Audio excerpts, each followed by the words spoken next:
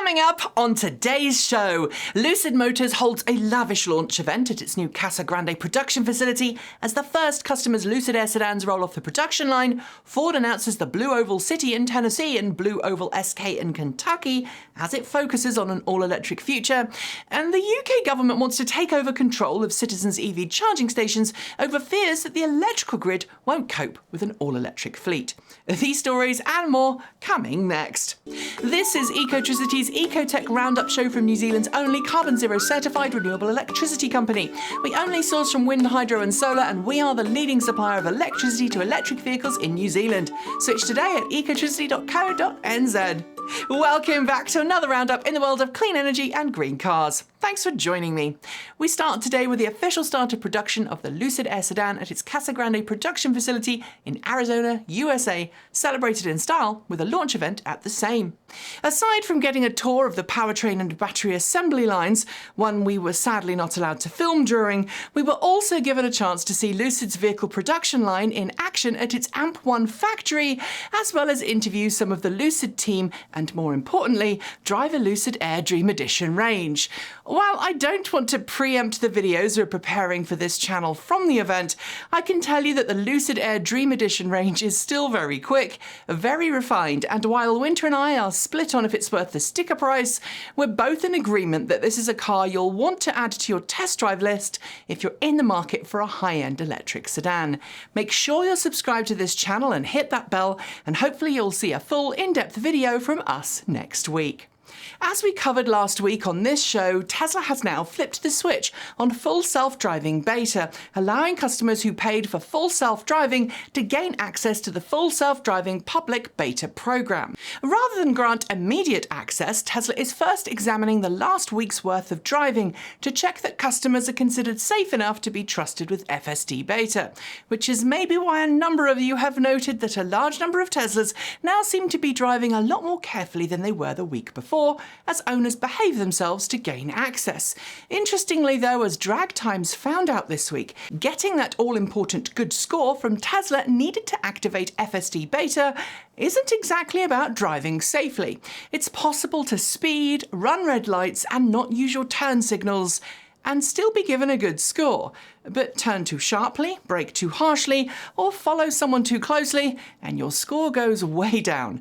I'll refrain from passing judgment, but I will remind you it is just beta software. After an eternity of teasing, Hyundai Kia's luxury marque, Genesis, has officially revealed the GV60 EV, a vehicle which shares the same eGMP platform with the Ioniq 5 and Kia EV6. Thanks to previously released images, we've known for a while what it would look like, but this week's live YouTube premiere told us a little more about the car, such as the fact it will only come with a larger 77.4 kWh battery pack offered by the eGMP platform. It will be available with either rear or all-wheel drive, offering 168 kilowatts and 234 kilowatts respectively, with the range-topping performance variant offering a sprint time of 4 seconds flat. It also gets the same 350 kilowatt DC quick charging system as the rest of the eGMP-based EVs that are coming to market. But it also gets a fake engine noise that can be customised a little by the driver. We're hoping to get a drive, and when we do, we'll share. It's the start of October, which according to some of you commenting on our videos, means that the Lordstown Endurance is now in production. Something we highly doubt, as the company has said zip on the matter since promising it would begin production in September. But this week we did hear something else though, that Lordstown has reached an agreement in principle to work on scalable electric vehicle programs at its assembly plant with Foxconn. It would include Foxconn purchasing the facility for $230 million from Lordstown and would see Foxconn build the Lordstown Endurance, which kind of proves my point that it's not in production yet, as well as open up the possibility that Foxconn would use the facility to build vehicles for Fisker. However, while certain news outlets have been getting very excited about this news, especially given the various stock sales promised by the same, I should note that this is a non-binding agreement. That means it's worth less than the paper it's written on should any parties involved have second, or indeed third, thoughts. At the start of the week, Ford held an online press conference to announce construction of what it's calling the Blue Oval City, a 6-square-mile factory complex in western Tennessee where it will build next-generation electric F-Series pickups and EV battery packs for both future F-Series pickups and Lincoln vehicles. At the same time, it announced 3 new battery production facilities, 2 in Kentucky and 1 in Tennessee, where it will manufacture 129 gigawatt-hours of EV batteries every year in partnership with SK Innovation. In total, more than $11.4 billion will be invested by both companies, with Ford's share totaling $7 billion.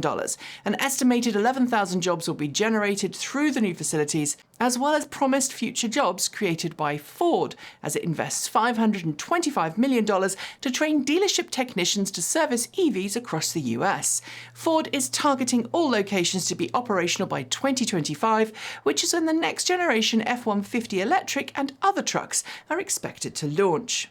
We've been closely following the passage of the Nio ES8 from its home market of China to Europe. And this week, Nio celebrated the start of official ES8 deliveries in Norway by opening its first Nio House outside of China. Located in Oslo, the Nio House Oslo is a 2-story building that's split between a sales area and a cafe, a forum, living room, lab, and what Nio calls a joy camp.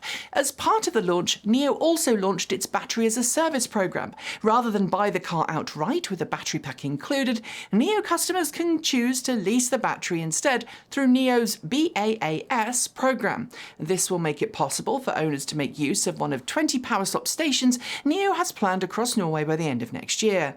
These stations, which will be based on the company's second-generation battery swap station tech, will be located throughout the nation, with the northernmost stations well within the Arctic Circle. As confirmed by several Ford engineers in interviews this past month or so, Ford is now indeed making some tweaks to the 2022 model year Mustang Mach E to increase the capabilities of Ford's all-electric SUV. As usual for most automakers, there are some tweaks to paint options, but what really captures our attention is the increase in usable battery capacity for each model. While the actual nominal battery pack capacity of the 2 options offered by Ford haven't changed, the usable capacity for the same has increased, from 68 kilowatt-hours in the standard range to 70 kilowatt-hours for the 2022 model year, and from 88 kilowatt-hours in the extended range from last year to 91 kilowatt-hours in next. This should mean a modest increase in range on battery capacity alone, but rumours also suggest changes in cooling and HVAC, as well as maybe some software tweaks, could make that modest range increase much more noticeable. When we have more info, we'll share. Swedish performance brand Polestar surprised everyone this week when it announced it was entering the stock market via a reverse merger with a special purpose acquisition company, or SPAC. In the automotive world, SPACs have traditionally been the preserve of cash-strapped startups trying to raise funds to actually bring a vehicle to market. But as I'm sure you know, Polestar, like Volvo, the brand it spun off from, are both owned by Geely. Yet with 10,000 deliveries under its belt from last year alone, and plans to bring 3 new models to market over the next few years, it seems the merger gives Polestar access to a significant amount of cash. The deal puts the value of Polestar at $20 billion and says Polestar's team means it can accelerate its plans to bring its take on sustainability mobility to more people around the world. The UK has stated multiple times in recent months that it wants citizens to dump the pump and go all electric, but this week we learned of a new law that could put the kibosh on that completely. While the UK government has an ambitious goal to ban new ICE car sales by 2030, it now wants to mandate that all new EV charging stations installed after May 30th next year must be smart chargers connected to the internet. Why is this? Well, the government wants to be able to turn off EV charging stations during peak demand periods, as well as restrict the use of EV charging during traditional peak hours. In addition, it wants to impose randomised delays of 30 minutes to prevent grid spikes, although it does say that users will be able to override preset lockouts if they really need to. Only the UK government could spend millions in mandating a nonsensical rule like this, rather than just investing in upgrading the grid and deploying decentralised microgrid technology. As my kids might say, SMH. The electric vehicle world really has grown massively in the last few years, and one area of expansion we've been unable to ignore is the incredible impact that two-wheelers are having on the EV marketplace. This week, just after it launched its first electric scooter and reported selling 4 per minute at launch, Indian mobility specialist Ola has just raised $200 million through a brand new funding round. Combined with the $150 million in revenue it just raised by selling all those Ola S1 and Ola S1 Pros to eager customers, this means that Ola has plenty of funds to expand its production facilities and continue development on an electric car it's reportedly working on. With a new investment on board, the company is now valued at an impressive $3 billion. That's not bad for a company that's only just launched its first electric vehicle. And finally, Tesla's decision to transition away from using third-party battery suppliers to building at least some of its battery cells and packs in-house at Giga Nevada is one that's paid dividends time and time again in the last few years. And while other automakers have been struggling to source enough battery packs for their electric vehicles, Tesla's forward thinking has meant that it hasn't faced anywhere near the battery cell restrictions as other companies. Right now, Tesla uses Giga Nevada to produce 2170 form factor cells for its Model 3 and Model Y, as well as for use in its various static energy products. And this week, we learned that in September, Tesla celebrated constructing its 1 millionth battery pack. The special pack, signed by everyone at the facility, is a fantastic achievement and showcases just how much an important part Tesla has played in shaping the EV landscape of today. Well done, everyone involved. And on that note, we are done for the day. Make sure you hit the notification bell so you don't miss out on our next episode. And if you haven't already switched, please consider switching to New Zealand's only carbon zero certified renewable electricity company. It is super easy to make the switch, and if you do, you'll be helping New Zealand wean itself off dirty energy and onto clean green power that will keep the land beautiful for generations to come. I'll be back soon with more great videos for you all to enjoy, but until then, I'm Nikki Gordon Bloomfield. Ka kite!